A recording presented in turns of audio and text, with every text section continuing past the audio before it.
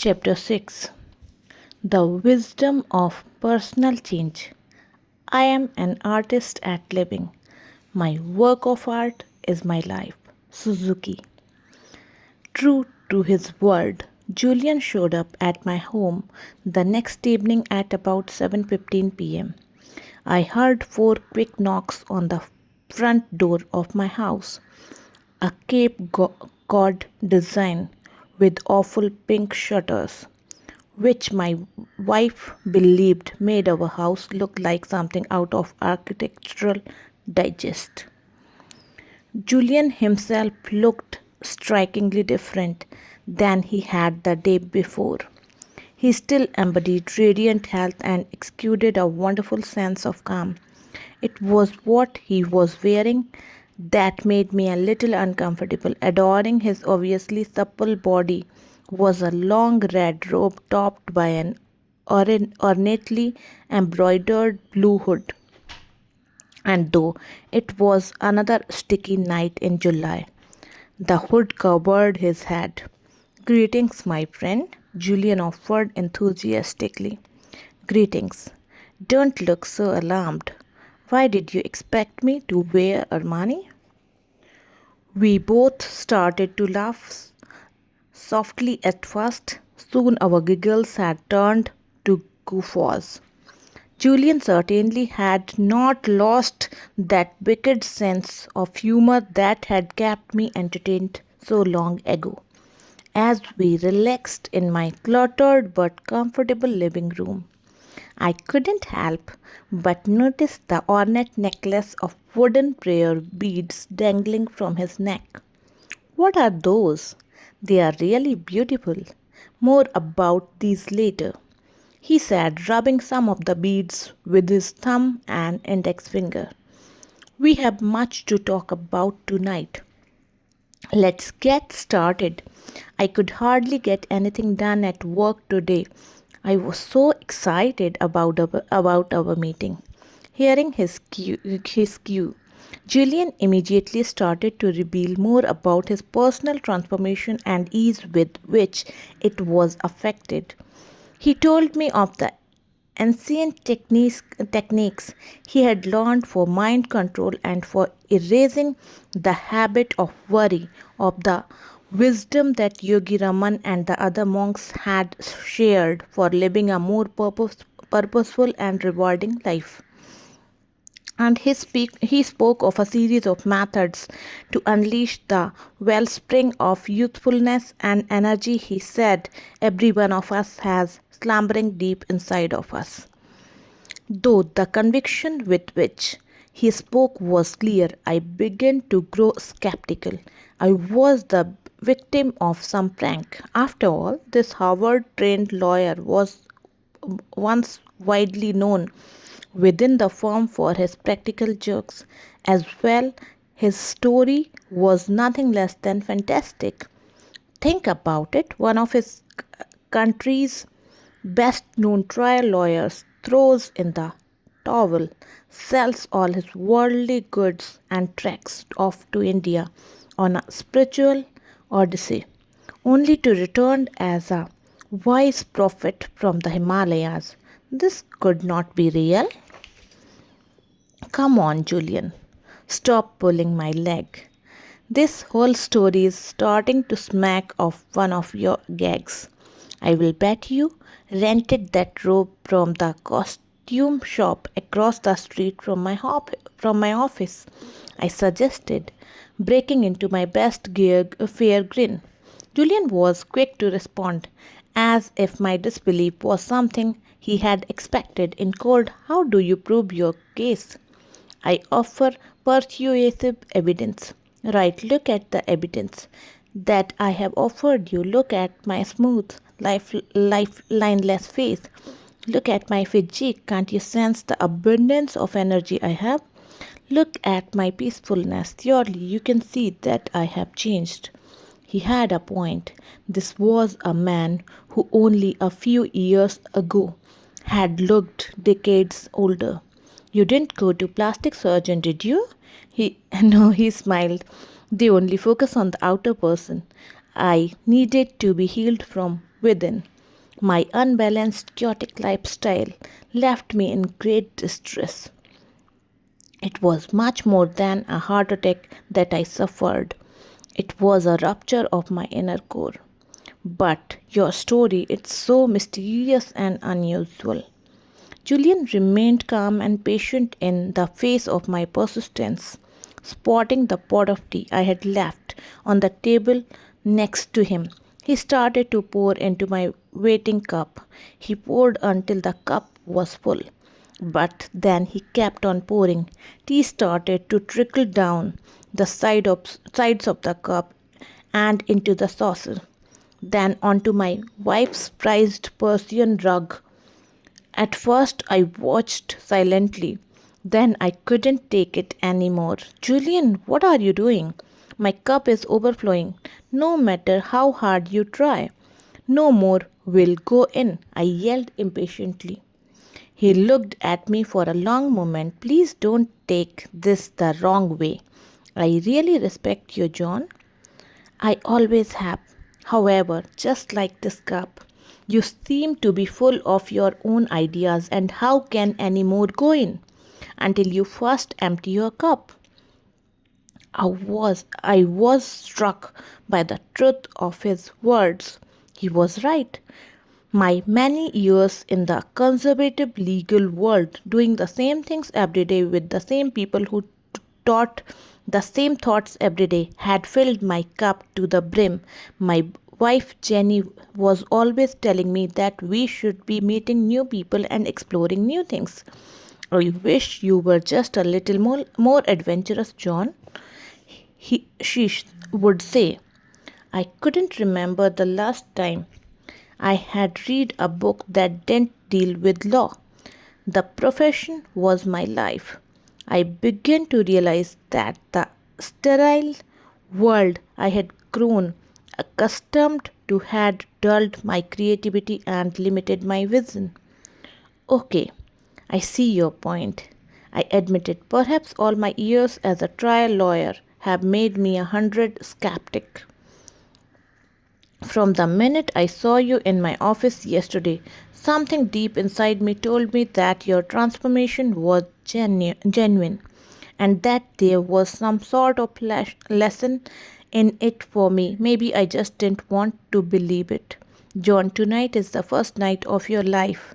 I simply ask that you think deeply about the wisdom and strategies that I will share with you and apply them with conviction for a period of 1 month. Embrace the methods with a deep trust in their effectiveness. There is a reason why they have survived for thousands of years. They work. 1 month seems like a long time. 672 hours of inner work to profoundly improve every waking moment of the rest of your life is quite a bargain, don't you think? Investing in yourself is the best investment you will ever make. It will not only improve your life, it will improve the life of those around you. How's that? It is only when you have mastered the art of loving yourself that you can truly love others. It's only when you have opened your own heart that you can touch the hearts of others. When you feel centered and alive, you are in the much better position to be a better person. What can I expect to happen to those 672 hours that comprise 1 month? I asked earnestly. You will experience changes within the working of your mind, body, and even your soul that will astonish you. You will have more energy, enthusiasm, and inner harmony that you have had in perhaps your entire life. People will actually begin telling you that you look younger and happier. A lasting sense of well being and balance will swiftly return to your life. These are just some of the benefits of the Shibana system. Wow, all of what you will hear tonight is designed to improve your life. not just personally and professionally, but spiritually as well. The advice of the sages is just as current today as it was 5,000 years ago. It will not only enrich your inner world, it will enhance your outer world and make you far more effective in all that you do. The wisdom is truly the most potent force I have ever encountered. It is straightforward, practical, and had been tested in the laboratory of life for centuries. Most importantly, it will work for anyone. But before I share this knowledge with you, I must ask you for a promise. I knew there would be strings attached. There are no free lunches, my loving mother used to say. Once you see the power of the strategies and skills shown to me by the sages of Sivanna and observe the dramatic results they will bring to your life, you must make it your mission to pass this wisdom on to others who will benefit from this knowledge. This is all I ask of you. By agreeing to this, you will help me fulfill my own pact with Yogi Raman. I agreed without reservation. Julian began to teach me the system he had come to consider as sacred, while the techniques that Julian had mastered during his stay were varied. At the heart of the Sibana system were seven basic virtues, seven fundamental principles that embodied the keys to self leadership, personal responsibility, and spiritual enlightenment. Julian told me that Yogi Raman was the first to share the seven virtues with him after a few months of in Sivana. On a clear night, when all the others had drifted off into deep slumber, Raman knocked softly on the door of Julian's hut. In the voice of a gentle guide, he spoke his mind. I have observed you closely for many days, Julian. I believe that you are a decent man who deeply desires to fill his life with all that is good. Since you have arrived, you have opened yourself up to our traditions and embraced them as your own. You have learned a number of our daily habits and have seen their many salutary effects. You have even the respectful of our ways. Our people have lived this simple, peaceful life through countless ages, and our methods are known to but a few. The world needs to hear our philosophy on enlightened living. Tonight, on the eve of your third month in Sivanna, I will begin to share the inner working of our system with you, not only for your benefit, but for the benefit of all those in your part of the world. I will sit with you daily as I sat with my son when he was a child. Sadly, he passed away a few years ago. His time had come and I do not question his existence. I enjoyed our time together and cherished the memories. I now see you as my son and I feel grateful that I have learned over many years of silent contemplation will live on within you. I looked at Julian and noticed that his eyes were now shut, as if he were transporting himself back to his fairy tale land that had showered the blessings of knowledge on him. Yogi Raman told me that the seven virtues for a life overflowing with inner peace, joy, and wealth of spiritual gifts were contained within a mystical fable. This fable was the essence of it all.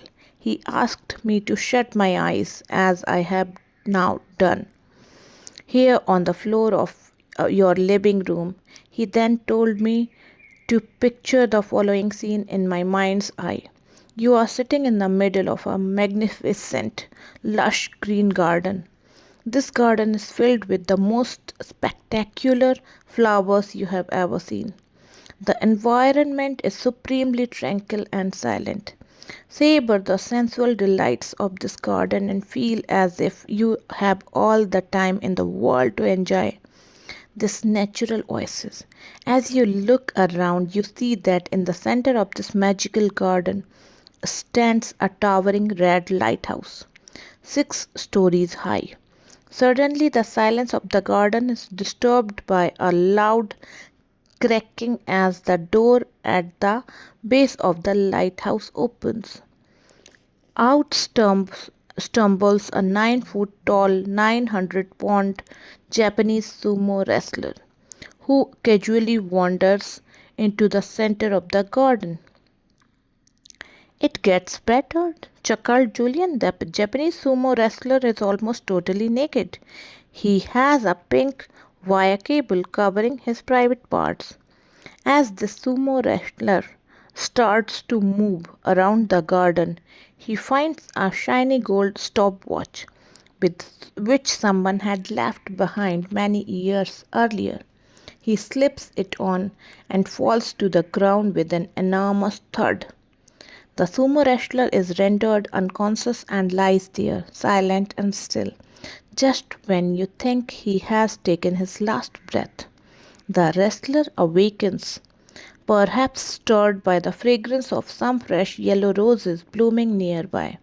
Energized, the wrestler jumps swiftly to his feet and intuitively looks to his left. He is startled by what he sees. Though the bushes at the very edge of the garden, he observes a long winding path covered by millions of sparkling diamonds. Something seems to instruct the wrestler to take the path, and to his credit he goes. The path leads him down the road of everlasting joy and eternal bliss. After hearing this strange tale, high atop the Himalayas, seated next to Monk, who had seen the torchlight of enlightenment firsthand, Julian was disappointed. Quite simply, he thought he was going to hear something earth shattering knowledge that would stir him to action, perhaps even move him to tears. Instead, he all heard was a silly story about a sumo wrestler and a lighthouse. Yogi Raman detected his dismay. Never overlook the power of simplicity, Julian was told. This story may not be sophisticated discourse that you expected, said the sage, but there is a universe of sensibility in its message and a purity in its purpose. From the day you arrived, I have thought long and hard as to how I would share the knowledge with you. At first, I considered giving you a series of lectures over a period of months, but I realized that this traditional approach was ill suited to the magical nature of the wisdom you are about to receive. Then I thought of asking all of my brothers and sisters to spend a little time with you every day, tutoring you in our philosophy. However, this too was not the most effective way for you to learn what it is we have to tell. After great deliberation, I finally arrived at what I thought was a very creative yet highly effective way to share the entire system of Shivana with its 7 virtues. And that is this mystical fable. The sage added, the first it might seem to be frivolous and perhaps even childish, but I assure you that every element of the fable embodies a timeless principle for radiant living and has great depth of meaning. The garden, the lighthouse, the sumo wrestler, the pink wire cable, the stopwatch, and the roses and the winding path of diamonds are symbols of the 7 timeless virtues for an enlightened life. I can also assure you that if you remember this little story and the fundamental truths that it represents, you will carry within you all that you need to know to raise your life to its highest level. You will have all the information and the strategies you will need to profoundly influence and quality of your life, the lives of all those you touch. And when you apply this wisdom on a daily basis, you will change mentally, emotionally, physically, and spiritually. Please write this story deep into your mind. and carry it within your heart. It will only make a dramatic difference if you embrace it without reservation. Luckily, John, said Julian, I did embrace it. Carl Jung once said that your wisdom will become clear only when you can look into your heart. Who look outside dreams, who looks inside awaken. On that very special night, I looked deep into my heart and awakened to the secrets of the ages for enriching the mind, cultivating the body, and nourishing the soul. It is how, it is now my turn to share them with you.